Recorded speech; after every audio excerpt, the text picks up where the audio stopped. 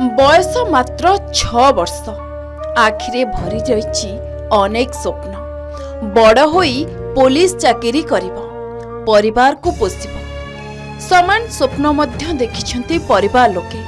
हेले दैव दाऊ साधिला। 4 वर्ष बयस रे आखि पेट पापुली पाद आदि फुलिला। जेउ बयस रे हसी खेली पाठ पढ़िबा कथा सेही बयस रे किडनी एवं सिक्लिनी रोग रे आक्रांत। गरीब लोकंको उपरे बड़ रोगर छाट। आमे कहूचु गजपति जिला नुआगढ़ ब्लॉक के झालर सिंह गाँव आशीष मिसाल 6 वर्षर पुओ आशीर्वाद मिसाल कथा। मेडिकल बुली बुली हारास होई गलेनी परिवार। घरर गोटिए मात्र पुओर रोग चिन्हट परे परिवार लोके संपूर्ण भांगी पड़िछंती। पेट बथौटे बांति आउटे हम सही पारुनी।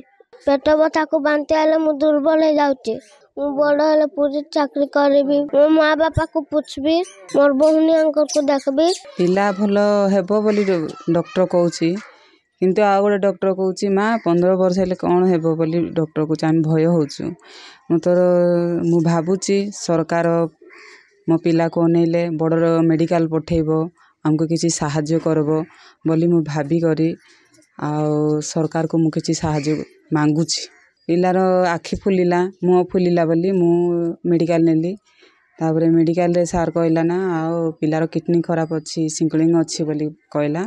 तापरे मु सार को कहली मु पिला तो स्वास्थ्य पिला कौन इते कहूच बोला को सार कहले मिछ रिपोर्ट कहूनी माँ तुम पिला इमती रिपोर्ट बाहरला बोली कहला। तापरे पिला बेसी फुली जावाको हमको पठेइले ब्रह्मपुर रेफर करदेले। स्वामी तो माताळर बुलुची मद पी पी पुओ बड़ हेले आमे भविष्य रे भल हेबु बोली आमे आशा करथिली। पुओ द्वारा मु बंचीबी, आमे भल रे थिबु बोली भाबिथिली। किंतु मो भाग्य खराब जे मो पिलार एते बड़ रोग माड़ी आसिला।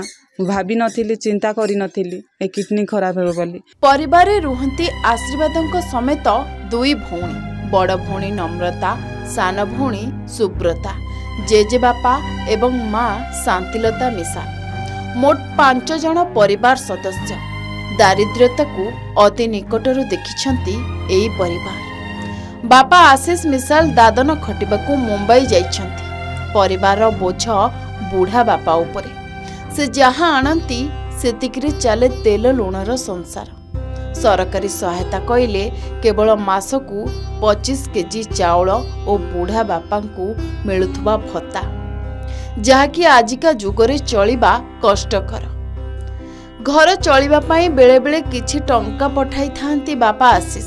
घरर भलमंद कथा किछि बुझु नथुबा कथा कहउचंती परिवार लोके। तेबे पड़ोसी धार उधार करी पिला को चिकित्सा करी थकी गलेनी। बीएसकेवाई कार्ड रो सबुतक टंका सरी गलानी। जदि सरकार पुओ को उन्नत चिकित्सा करांते एई परिवार मुहरे टिकिए हस फुटी पारंता।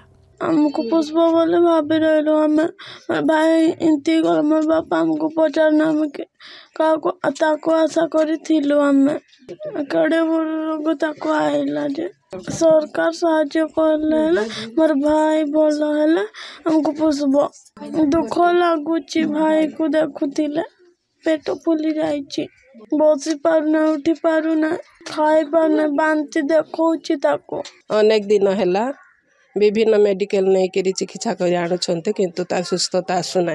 टंका थिले सेना आउ बड़ मेडिकल नहीं से माने चिकित्सा करी थांती, किंतु गरीब लोक से मानकर किछि उपाय नाही। कौन हेल्थ कार्ड द्वारा से माने किछि उपकार पाउथिले। पिलार सुस्थता ए पर्यंत हो नाही। सरकार जदि दया करी पिलांक प्रति दृष्टि रखी किछि आर्थिक अवस्था साहाय्य कले से माने कोनोसी मेडिकल को नहीं पिला को सुस्थता करि पारिबे बोली आमे मध्य सरकार कठारे अनुरोध करूछु। जदि कोनोसी बदान्य व्यक्ति साहाय्य करबाको चाहंती तेबे एही अकाउंट नंबर रे टंका पठाई परिबे। निरीह निष्पाप शिशुटी दुनिया बा कौन जानिछि, किंतु ता जीवन रे रोग ग्रास करी दुर्विषह कलानी। दारिद्र्यता को अति निकटरू देखुवा एई गरीब परिवार स्वप्न को प्रशासन केबे साकार करिबे एवं तांको शुभ दृष्टि पड़िबो ताहा उपरे समस्तंकर नजर। ନୂଆଗଡ଼ରୁ ଶ୍ରୀଧର ଦାସଙ୍କ ରିପୋର୍ଟ, କେ ନ୍ୟୁଜ୍ ଓଡ଼ିଶା।